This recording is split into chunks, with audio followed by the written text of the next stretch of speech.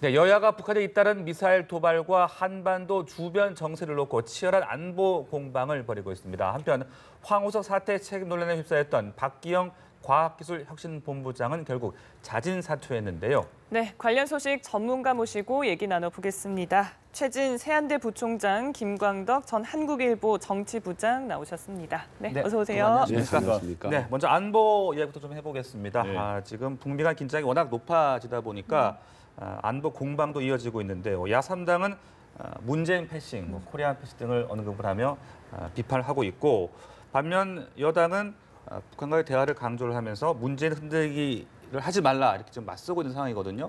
안보 상황 어떻게 좀 평가를 하고 계십니까? 그러니까 야당 3당이 이렇게 주장하는 건 뭐 일견 좀 일리가 있다고 봅니다. 왜냐하면 북한과 미국이 이제 워낙 치열하게 싸우지 않습니까? 뭐 말폭탄, 뭐 전쟁 일보 직전까지 가는 정도로 난타전을 벌이고 있는 상태에서 우리나라는 사실 상당히 신중하게 조용한 침묵을 지키고 있기 때문에 얼핏 코리아 패싱 뭐 이런 비판을 할 수도 있지만 실제로 코리아 패싱 상황이 있다 하더라도 지금 한반도 전쟁 위기 아니겠습니까? 이런 상황에서 사실 야3당이 연일 여러 날째 이렇게 문재인 대통령 패싱, 코리안 패싱을 일반 공경하는 것이 어떤 도움을 줄 수 있는지 이 부분은 사실 의문입니다. 그리고 돌이켜보면 야3당이 지금까지 한 3개월 지났지만 거의 쿨하게 화끈하게 집권 여당을 도와줬던 경우는 저는 기억이 없습니다. 네. 한 번도 인사청문회, 뭐 추경 예산 그리고 최근에 뭐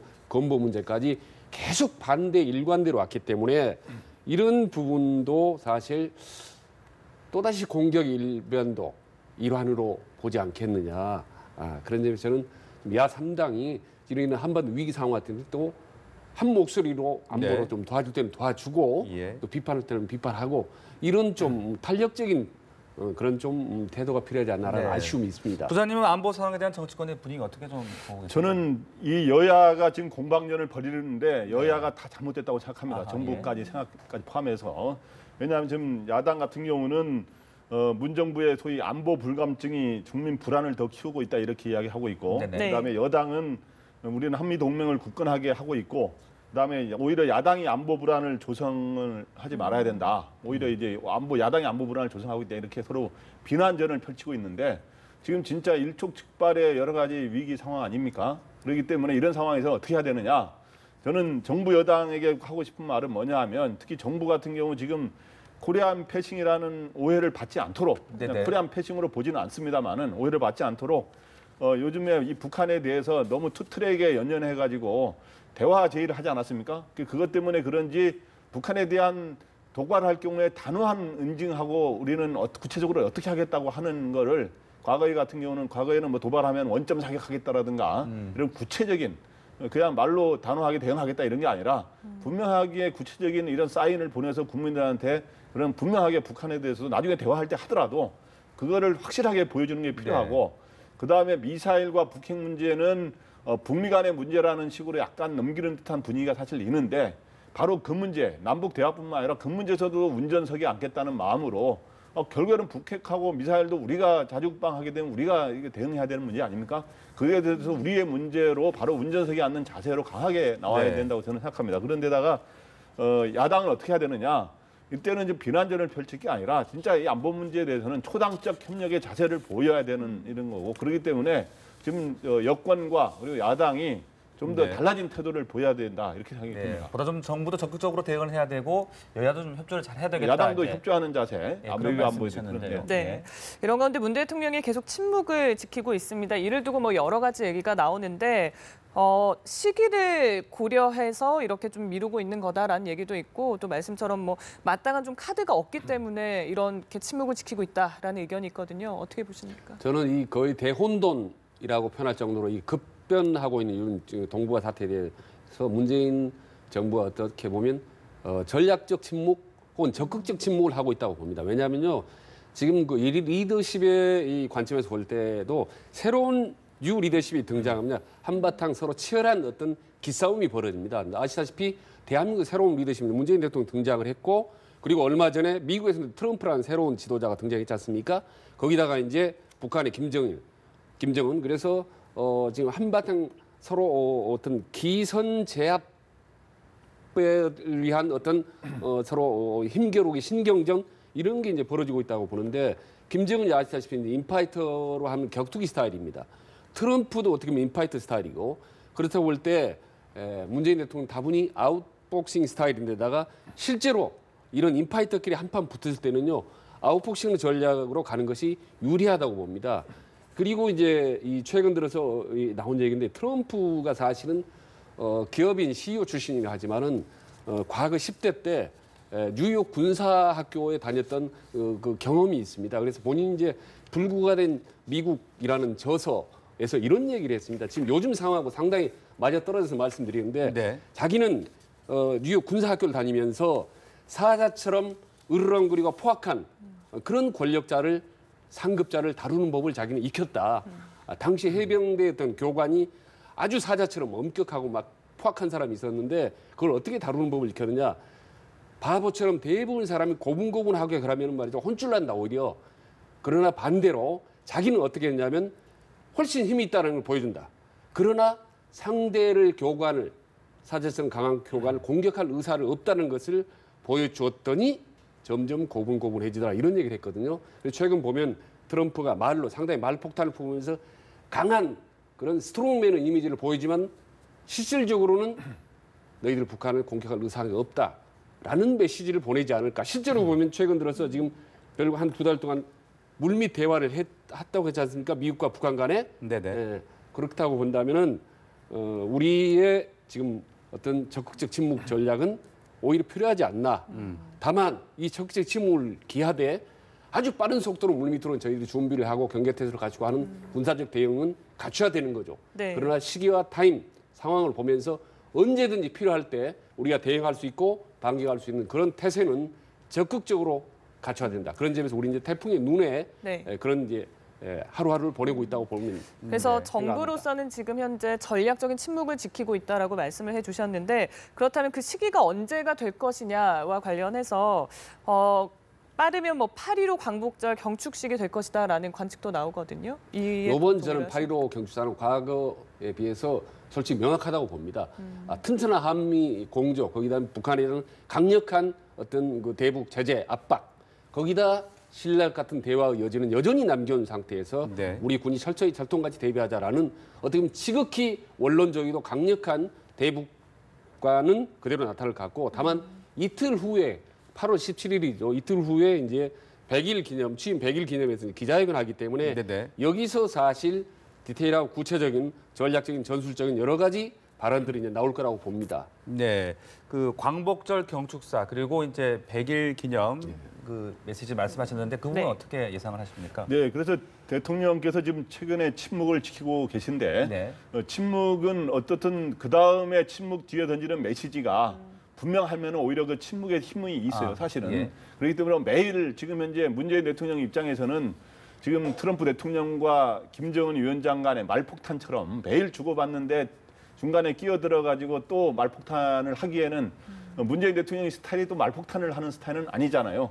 그러나 그래서 침묵하다가 이제 8.15라든가 100일 취임 100일 기념 기자회견에서 네. 메시지를 던질 거로 보이는데 네네. 그러나 좀 더 지금보다는 적극적으로 나서야 될 것 같습니다. 말폭탄 그 전에 끼어들어서 그 같은 또 말싸움을 할 건 아니지만 네네. 예를 들어 가령 최근에 국가안전보장회의 NSC 회의를 정의용 안보실장이 대신 주재하게 하면서 필요한 모든 조치를 강구해라라고 하는 이런 말로 이제 브리핑은 그렇게 됐는데 이러한 거를 지금 현재 한반도의 북핵뿐만 아니라 미사일 그리고 한반도 남북 대화 문제까지 포함해서 결국에는 한국이라는 게 주도적 역할을 안 하면 안 되거든요. 그렇기 때문에 문 대통령이 이렇게 하는 이유는 아마 이런 것도 있을 겁니다. 침묵하는 이유는 말폭탄전에 끼어들지 말아야 된다는 생각도 있겠지만 네네. 또 하나는 투트랙 전략 때문에 제재와 압박을 가하면서도 대화에 상당한 남북 대화에 대한 미련과 그리고 그 가능성을 열어놓고 있지 않습니까? 또 네. 신베를린 선언을 해서 그 동력을 살리고 싶은 마음이 있었기 때문에 그런 것 때문에 이제 좀 수위를 조절하는 게 있을 텐데 저는 그 대화를 나중에 할 때 하더라도 네. 지금은 북한에 대한 단호한 의지를 표명하고 그리고 국가의 안보 문제는 대통령이 직접 최고 통수권자이기 때문에 군에 대통령이 전면에 나서 가지고 NS 회의도 주재하고 이렇게 하는 모습을 보이는 게 바람직하다고 봅니다. 네, 네. 이런 가운데 사드 기제 전자파와 소음 측정이 오늘 또 진행이 됐습니다. 네. 일각에서는 관련 일정이 좀 서두르게 진행되고 있는 건 아니냐 이런 얘기들도 있는데 그렇다면 이게 적절하다고 보시는 겁니까? 예, 그래서 원래는 지난번에 북한이 이제 최근에 네. 장거리 미사일 도발 시험 발사 도발을 한 이후에 발사대 4개를 추가로 배치하겠다라고 하면서 이제 그거에 따라서 지금 현재 이 소음과 전자파 측정에 나섰던 건데 주민들하고 이제 단체들이 네네. 이제 사드 반대하는 단체들이 이렇게 나서서 이 측정을 반대하고 협조를 안 하기 때문에 이제 연기를 하지 않았습니까? 근데 연기하니까 또 여러 가지 또 다른 얘기가 나오는 겁니다. 왜 사드 배치를 또 늦추려는 거냐? 왜 뭐 야권에서는 오락가락 하는 거냐? 또 네. 미국에서도 또 우리의 또 주한미군에 설치하는 거기 때문에 미국과의 또 관계가 있는 것이고 그래서 저는 그러한 거에 또 흔들리는 모습을 보이지 않고 일관된 모습을 보이기 위해서 네. 이제 오늘 이제 이런 전자파 소음 측정에 다시 시도하는 거에 나선 거로 보이고 저는 그러는 게 그런 비록 반대하는 단체들이 있고 주민들이 있지만 네. 이런 스케줄대로 가서 조속히 배치를 할 때 하고 그러면서 이제 또 주민들에게 또 설득을 구하는 작업을 굉장히 낮은 자세로 하고 하는 거를 같이 병행해서 잘 해야 할 것 같습니다. 네. 이런 가운데 사드와 관련해서 4월부터 제기가 됐습니다. 미군 병사의 비웃음 논란과 관련해서 토머스 벤달 사령관이 오늘 공식적으로 사과를 했는데 글쎄요. 주민들은 일방적인 사과는 의미가 없다라고 하면서 좀 거부하고 있는 상황인 것 같아요. 그 미군 병사 사진을 뭐 이제 다 보셨겠지만 네. 버스 안에서 이제 군복을 입은 병사가 이빨을 내놓고 이제 웃으면서 밖을 촬영하는 그런 장면이 남겨졌지 않습니까? 근데 그 정말 위급한 순간에 웃는 병사 모습 보고 화가 네네. 안 날 사람이 없죠. 그러나 이제 이번에 이제 공식적으로 이제 벤달 사령관이 사과하면서 그때는 다른 게 아니라 웃은 의미가 뭐냐면 한국을 도와주려고 이를테면 한국 국가 안보를 위해서 우리가 사드를 배치하고 병력이 가는데 가로막고 막 한기 시위를 하고 반대를 하길래 너무 당황스럽고 놀랐다라는 점에서 이제 그런 나왔은 순간적으로 나왔던 그런 이제 웃음이라라고 그렇게 해명을 했습니다. 네네. 근데 여기에 대해서 일방적인 사과는 의미 없다 하는데 저는 이제 개인적으로 그게 화가 나고 얄밉지만 더 큰 안보에 관한 우리가 지금 위급한 상황이기 때문에 그런 우리가 작은 부분에 대해서 그렇게 크게 민감할 필요는 없지 않나라는 게 저 개인적인 생각입니다. 네, 정치권으로 또 넘어가 보겠습니다. 박기영 과학기술혁신본부장 눈물까지 흘리면서 일하기를 달라고 호소를 했는데 바로 다음 날에 또 자진 사퇴를 결정을 했어요. 사퇴 배경 어떻게 좀 보셨습니까? 결국에 사퇴한 배경은 이제 여론이 네. 악화되고 이제 소위 이제 이 정권의 우군인 진보 세력이라든가 이런 여당 내에서까지 반발이 나왔기 때문에 물러나게 한 것으로 보이고 사실은 그날 박기영 본부장이 이제 그날 나는 계속 국국의 심정이라는 말까지 썼는데 네. 그런 거로 일을 더 하고 싶다라고 말하고 바로 그 이후에 청와대 대변인이 엄호에 나서고 할 때도 그거 보고 그렇게 한 뒤에 과연 2, 3일간 여론을 보고 결정하겠다라는 식의 이제 이야기가 나왔었거든요. 그런데 바로 뒷날 어저께 이제 서울대 교수들이 를 비롯한 교수들이 소위 반대 성명을 자진 사퇴하라 성명을 내고 여당 내에서도 반대 의견들이 나오면 손혜원 의원 등이 반대하고 또 반대 의견도 전달을 네네. 하고 그리고 또 이 진보적인 시민 단체라든가 이 현 정부의 우군이라고 할 수 있는 사람들까지 반대하는 움직임이 나왔기 때문에 더 이상 이제 반대론이 확산될 경우는 굉장히 정권의 부담이 된다고 보고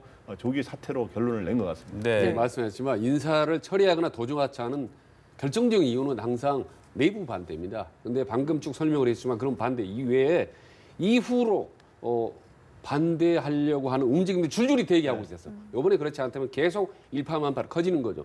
거기다가 이제 인터넷 여론을 조사해 보니까 네. 박기영 사퇴해야 된다라는 의론이 99.9%. 아하, 예. 거기다 0.2%가 찬성인데 그것도 황우석 박사의 지지자 아니냐라고 이제 여권 내부에서 파악이 됐습니다. 그런 점을 포착한 청와대에서 네. 아마도 사인을 줬지 않나라는 생각을 합니다. 네. 더 이상 버틸 방법이 없죠. 네, 그러면서도 난 마녀 사냥의 희생물이다라고 좀 억울함을 토로하기도 했거든요. 네. 예, 그 사퇴 변호는 상당히 좀 길게 썼습니다. 네. 인터넷에도 이제 나오는데 보는데 본인이 참 꿈이 많았다, 꿈이 있다 이 얘기가 많습니다. 꿈 얘기가 그래서 본인이 대학교 1학년 때부터 과학기술 정책에 관심을 갖고 40년 동안 노력을 해왔다.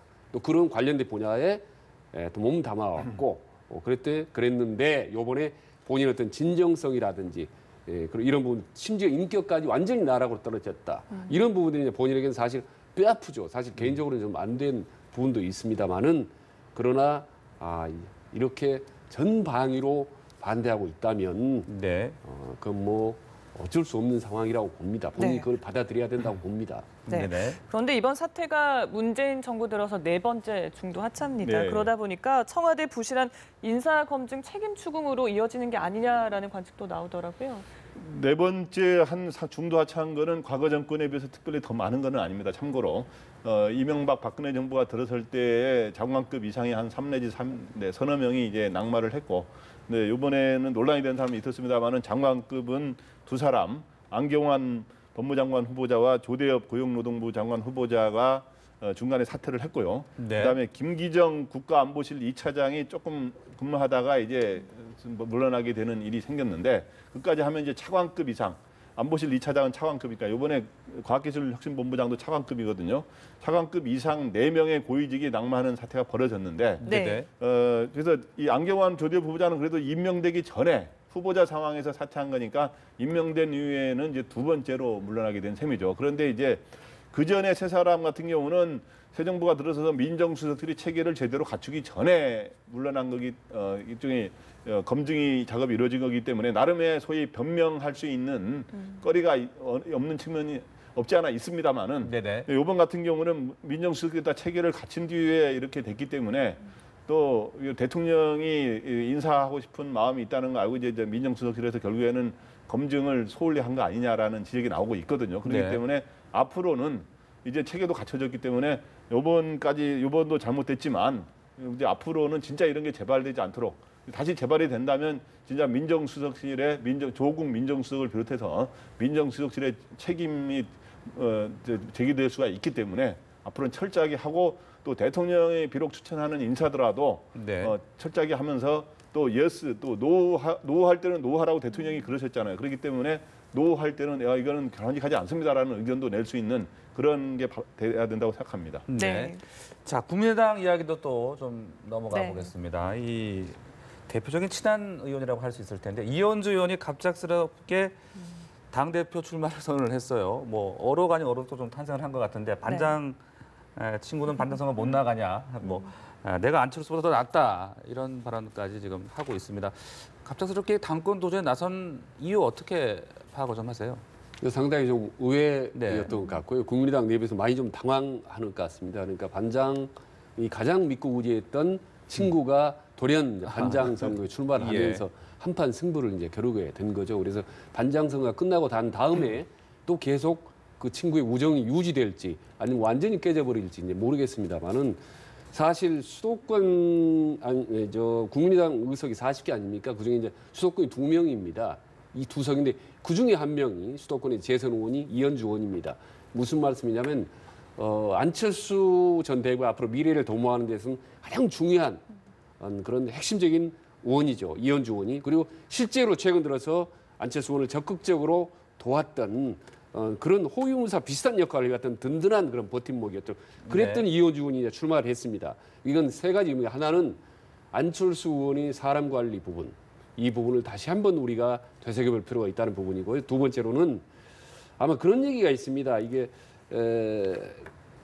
안철수 대표가 최고위원 런닝메이트로 이현주 의원을 했더라면 이런 일이 벌어지지 않았을 거예요. 혹은 역으로 이현주 의원 쪽에서 최고위원을 런닝메이트로 제안을 했는데 안철수 의원 쪽에서 그걸 뭐 노했다라는 그런 얘기도 나올 정도로 어쨌든 대표와 최고위원 선거하는 과정에서 출마하는 과정에서 서로 매끄럽지 못한 부분이 있었다라는 부분입니다. 그래서 이러저러한 부담에도 불구하고 과연 이현주 의원이 출마를 할까라고 이제 저희들이 궁금해했는데 결국은 나왔습니다. 네.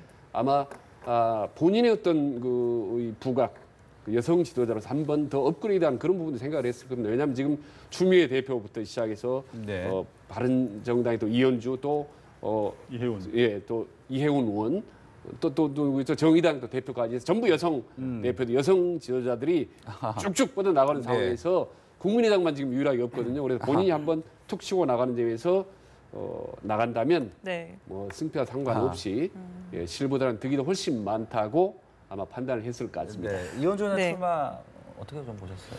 네, 이현주 의원의 출마는 아까 말했지만은 그 소위 러닝메이트 뭐 최종 확인된 바는 아닙니다만 네. 당내에서 나오는 얘기는 이현주 의원은 안철수 대표 후보하고 러닝메이트로 나오는 걸 아마 선호했던 모양인데 그게 잘 뜻대로 안 되면서 나오게 됐다 이런 이야기가 나오고 있습니다. 근데 어떻든 이로 인해서 안철수 전 대표 같은 경우는 지금 어찌 보면 세 가지 장애물을 만난 셈입니다. 뭐냐하면 첫 번째는 바로 이제 경쟁자인 천정배, 정동영 의원이 제기하고 있는 안철수의 어떤 책임론. 소위 뭐 천정배 의원 같은 경우는 방화범이라는까지 극한 표현을 쓰는 이런 상황이 그런 거에다가 그다음 호남에서의 국민의당의 지금 당원이 전체가 한 24만인데 투표권을 가진 당원이 한 24만인데 한 12만 몇천 명 가량이 호남입니다. 약 51.3%가 호남 대의원인 셈인데 과연 호남에서의 여론이 안 좋은 점, 그 다음에 바로 네. 이현주 의원 같은 친한계로 알려있던 이현주 의원까지 출마하면서 어찌 보면 삼각파고를 만난 셈인데 이거를 과연 극복을 하고 결선 투표까지 가지 않고 과연 과반 투표 가능하겠느냐 하는 게 좀 지켜봐야 될 대목인 것 같습니다. 네. 과반 득표 가능하다고 보십니까? 그래서 현재 상황은 좋지 않다고 합니다. 왜냐하면 얼마 전에 이제 광주에 가서 간담회를 지방의원 간담회도 하는데 불참자도 많고 현재 호남 여론이 그렇게 좋지는 않기 때문에 하는데 그 사이에 결국에는 국민의당을 살릴 후보가 누구냐? 과연 국민의당에 이 불이 났던데 이거를 불 끌 수 있는 소방수가 누구냐? 이건 안철수다라고 하는 거를 확실히 조만간 이걸 부각시키는 작업에 성공하면 과반 득표를 하게 되는 것이고 그렇지 않게 되면 여러 가지 또 어려움에 처할 수도 있는 지금 아직 두 갈래 가능성이 남아 있는 것 같습니다. 네. 네.